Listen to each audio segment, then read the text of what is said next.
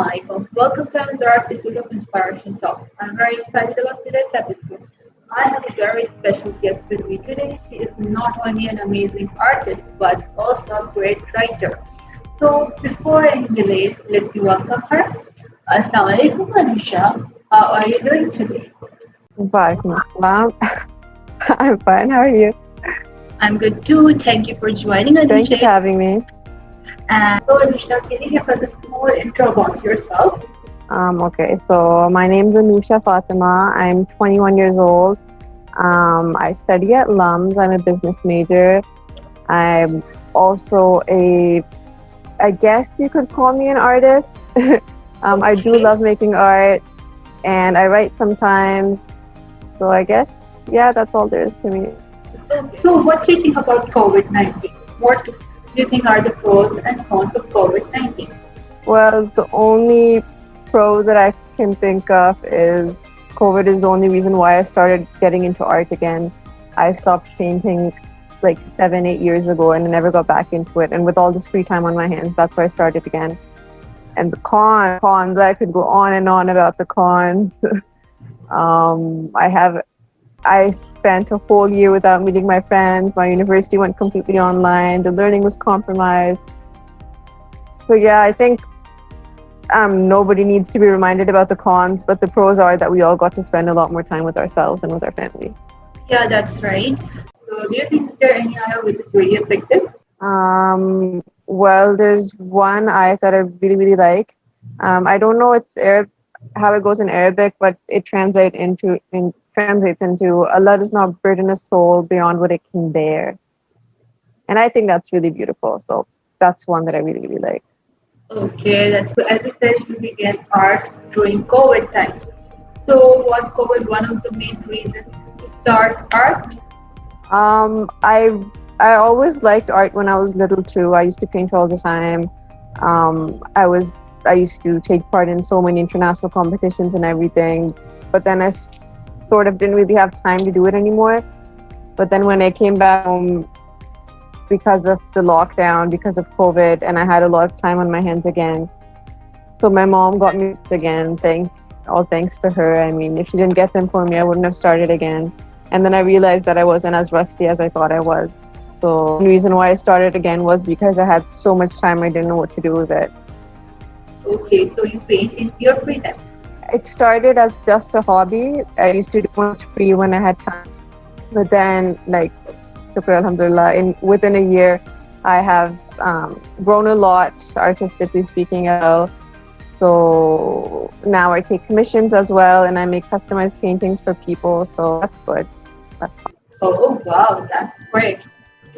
Okay, so now it's time to let's revive some childhood memories. So when you were little, what did you want to be? well, ironically, when I was little, I really, really wanted to be an artist. I was super into arts and crafts, and after that, I also wanted to be a writer. And when I grew up for a little while in between, I really wanted to be a lawyer as well, but we are past that phase. And I think my hopes weren't far off from where I am right now because I still do art. I guess I could call myself an artist. And I don't know if I can call myself a writer, but I do write. I write poetry sometimes. I've been published twice actually. So, yeah, my younger self would have been proud of where I am right now. Okay, so when you were little, what were your favorite cartoons and TV shows? Okay. I re- I really liked Nickelodeon TV shows like iCarly. iCarly's also getting revived, I guess. They're filming it again. So iCarly and Victorious, and on Cartoon Network, I used to watch Chowder and Scooby Doo, Looney Tunes, Powerpuff Girls, What? and Dragon Tales, a lot. Okay, so when you were a kid, what did you think would be awesome to be adult, but it isn't as awesome as you thought it would be? When I was little, I thought that it was so cool that grown-ups could have their own bedtime, sleep as late as they wanted to sleep, and wake up whenever they wanted to. But now that I can do that myself, it really isn't that cool. Okay. I would love to just sleep on time and wake up on time. I have a really bad sleep schedule, so definitely not as fun as I thought it would be. Okay, all the best to fix your timings. Okay, so now let's talk about your life at the university. So, as you study in LUMS, so how is life at LUMS? Um, I I really like my university life. Initially, it was very intimidating and very scary because I was surrounded by insane amounts of talented and smart people. So I felt very dumb most of the time.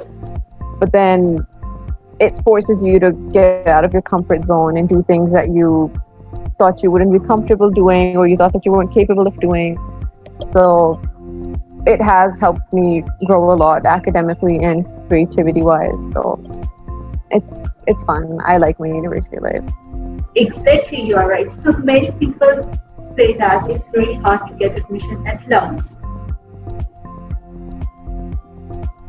I mean, I can't say for sure because LUMS really doesn't have its admission criteria. So it is relatively it is difficult. You do need to have there is a minimum standard of grades and your performance when you were in FSC or in A levels. But as long as you try hard enough, I think that you can get in. It is to some extent it is difficult, but it's not insanely difficult that you just downplay your own capabilities that much. If you want to look it up, of course, Okay, so what are the requirements to get admission at LUMS? to apply to LUMS, it's compulsory to give the SAT. If you want to go to business school or the humanities and social sciences school, then you just have to give the regular SAT. But for science and engineering, you need to give SAT subject tests. Usually, people say that I think 1300 above is a safe zone to score on your SAT and get into LUMS. But I mean, you can't really know for sure. I know people who got lesser scores and got into LUMS, and people who got higher scores and got rejected from LUMS. The LUMS is really shady in that regard. They don't really tell people what their admission criteria is. But as long as you're in a safe zone and you write a really good personal statement that doesn't sound too fake, okay, I think you have a fair chance. Yeah, right. So, when you got admission at LUMS, were you happy to learn that you are going to study in LUMS? Surprisingly, I don't even know how I got into LUMS because I gave my SAT without studying for it. And I mean, I won't tell you my score, but frankly speaking, it was just Okay. average. It wasn't that great. And hi. And then I don't know. And then I didn't even check my admission portal. I found out I got in when the letter came home. And then I was like, oh, nice. I got in. It was a really weird experience. I was happy, of course, but it was like admission just came and fell into my lap. I'm very grateful for it, of course, but it was pretty funny. So, are there any facilities for the students to refresh their minds after studying? For example, reading club, writing club, drama club. Are there any such facilities at LUMS? Well, LUMS has an insane amount of societies and clubs. I probably don't even know the names of all of them. I'm in the music society. I'm also in the dance society, even though I don't know how to dance. For a while in between, I was in the literary society of LUMS. Then we have a society called Spades. I don't know. I don't remember what Spades stands for. It's Science Society. Then we have community service and drama line and community service and radio LUMS and oh my god, I can't even remember the name of all of them. Oh, it's There's a all sports right. one too, publication ones, but yeah, there's a lot for people with all sorts of interests. You will find something over there. Okay, wow. So, as you're part of music society, so how's your experience there? I love the Music Society of Slums. It's probably my favorite one. I'm very committed to it. I got to meet I through the Music Society, of course. I got to meet a lot of artists. I don't know if you've heard of Bayan and Shamoon Ismail and indie artist called band called Poor Rich Boy.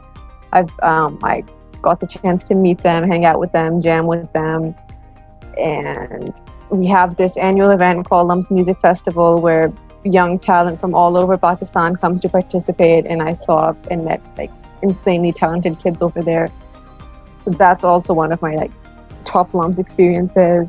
I also have this friend of mine who is with me in the New Society of LUMS, Amna Riaz. She's a Pakistani indie artist. I'm not sure if you've heard about her or not, but you should check her out on Spotify. Yeah, she just got signed by a record label, so that's pretty cool. But definitely, it gave me a platform to interact with so many new artists and so much Okay. new music. Uh-huh, that's great actually. Super great. So, are there any activities at LUMS for the students who are not, as you know, they are not students at LUMS, but they are like, for example, overseas, and if they want to participate, so is there any chance for them to get for You participation? see, well, each society that we have at LUMS, they have this annual flagship event that's open to students outside of LUMS as well. Okay. Because of COVID, last year it was online, which is why international students could apply. But I think starting from next year, you can still apply, but provided that you can come on site to participate. Like the Music Society has the LUMS Music Festival. We have competitions like Western singing, Eastern singing, original music, the rap battle. This is open to students and people who are not students. I mean, from outside of Like LUMS, they just in have the to whole pay a world. really small. Is it like is Yeah, it specific for last year, Pakistanis or last year for was any people? international. Last year it went international. We had international participants because it was online. But this year I can't say yet. It depends on whether the program is going to be online or in person. So let's see. So do you live in hostel? Yes, I am a hostelite. So how's life at hostel? Um, I love being a hostelite. There's insane amount of freedom. I can eat whatever I want, sleep whatever I want, wake up whenever I want. It's all completely up to me. Of course, there's like a little. Initially, it's kind of scary because I'd never lived on my own before, and suddenly I was responsible for like Everything. making sure, yeah, everything basically, washing my own clothes and what to eat, when to eat, how to budget. But then again, once you figure it out, it's a really great learning experience. It teaches you a lot of responsibility, and I'm glad I would recommend that if you have the opportunity to choose, then you should choose to be a hostelite. It teaches you a lot that you didn't know you needed to learn before. Okay, so after COVID, did hostel take any precautions? Yes, they did. Um, Yeah. Pehle, we were supposed to have like two people per room, but in the spring semester that I had from January to the beginning of May, everyone, Uh-huh. there was only one person in each room. The hostels were only at like 30% capacity. We had a curfew. First, kids couldn't come back, couldn't leave the hostel, not the hostel, like the campus after 8 p.m. But then after a while, for like the last 2 months, the hostel was in complete lockdown. So they're Okay. definitely taking precautions. I just hope that things get better now. So one more question here, as did you like so after COVID, as you're being single in the room, so are you afraid of being single in the room? No, I love being one person in one room. They still kept both of the beds over there, obviously, but the privacy was amazing. I loved it. It was I could do whatever I wanted to do, play music as loud as I wanted to, sleep and wake up whenever I wanted to. You don't have to be careful around a roommate when you're living on your own. So I Okay. definitely loved it. I know some people who are afraid of sleeping at night alone in the room, but I wasn't. I really liked it. You are not afraid of sleeping alone in the night. Okay, wow. Yeah, exactly. So would you recommend people to prefer hostel life over the life at their homes? Well, of course, it varies person to person, but I Yeah. believe that hostel life is probably better because even my that's what my dad says, that university experience is incomplete without being a hostelite. You need to learn something about life itself over there. So So now it's time to let's inspire and imagine. So if you get a lottery ticket, so if you win a lottery ticket, what will you do with the money which you will get? For example, you get infinite amount of money. I would travel without a doubt. I would travel wherever I could, and I would see the whole world. Okay. And yeah, and I would probably buy like a dog shelter or something. Oh, But wow. number one thing would be to travel. Okay, so travel, travel, travel, travel. Yeah. Okay. Okay, so if you get a chance for a time machine, so would you prefer to go into your past or in your future? The future, not the past. In the future. Wow, that's great. The future. So, so what do you assume to visit in future? Um, I don't know what to expect, but given the option, going back in the past would be too risky. That would change who I am today. That would like disrupt everything. That's not a risk I would be willing to take. Yeah, you're right, basically. So, Mm. if you get a chance to live in any country for one whole year, so what country will you choose? um, Japan. So, do you have desire to learn languages apart from English and Urdu? I really wish I could speak Spanish. I actually downloaded an app last year that taught me specific phrases every day. It was called Duolingo, I think. But yeah, I know how to speak a few phrases in it, just random ones. But Spanish is definitely a really funky language, to say the least. Yeah, And it is actually. also, French. French is a very complicated language. I don't think I would ever be able to learn it, but if I could choose, then I would probably want to learn it. Okay, that's nice. So, what do you do when you get angry? जब गुस्सा आता है तो क्या करती हो? What do I do when I get angry? I usually, if I'm angry at someone, I prefer to not say anything right there and then. Okay. Because if you're really angry and you just start talking right then, you're gonna say something that you regret. So I Yeah, prefer to walk away and address it later when I'm calmed down. that's actually the It best doesn't decision. it doesn't Walk work away. all the time, obviously. Sometimes you just erupt and you don't have control, but most of the time I try to keep it contained. Right. So, what do you do? So, what do you do when you are stressed?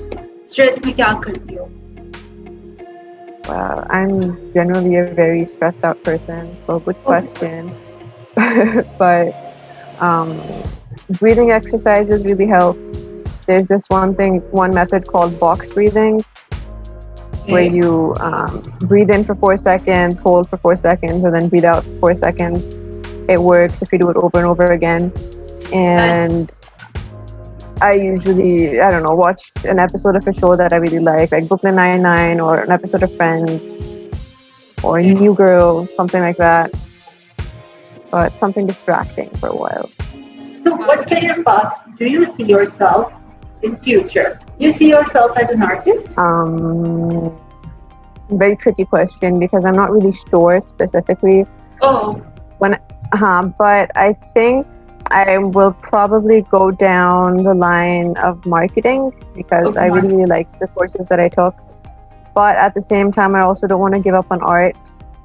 So I don't Okay. know if I'm going to continue to do that professionally or not, but it's definitely something I'm going to do for myself along the way. Okay. So you basically see yourself as a marketing person, and along with it, some artist things as well. Yeah. I'm not wrong. Okay. So, any advice for those who want to self-learn art? Okay. So number one, don't strive for perfection right when you start off. A lot of the Yeah. times I get frustrated at myself because I'm not immediately good at something, but that just can't happen. There will always be a learning process. There will always be a learning curve. YouTube is your best friend. Look up tutorials. Everything is probably not as hard as you think it is, and Yeah. practice does make perfect. As long as you're consistent and as long as you enjoy it, then it won't be that hard. If you're doing art when you don't even enjoy it, then फिर उसका मजा नहीं आएगा. You're supposed to do it for yourself. So yeah, Okay. that's all I know. And okay. So, any advice for those who want to study at LUMS? Okay. First of all, if you want to apply, go ahead. I mean, do it. Don't underestimate yourself. But you have to keep one thing in mind: whether you're coming to LUMS or going to some other university, you have to be open to learning and growing. You need to come with an open mind. You're not going to be the same person when you leave university as you were when you came into university. If you come with rigid beliefs and everything, it's gonna be pretty hard. You need to have an open mind. Yeah, that's right. It was great talking with you, Anoosha. I really enjoyed talking with you. Here is a small gift sir, from me to you. Thank you. Okay, don't forget to like, share, and subscribe. So, what's your favorite food? Pasta. Do you love meetha? I do, I do. I love Cinnabon. I love carrot cake. I love chocolate fudge cake. Um, yeah, Every sort of I meetha. love it. Yeah, What about desi meetha? Gulab jamun, rasgulle. I do. Not rasgulle. I like gulab jamun. I like Oh, gulab jalebi. jamun. I like rasmalai. I like Jalebis are barfi. yum. Every meetha is super yum. What about your favorite color? My favorite color has to be yellow. Oh wow, yellow.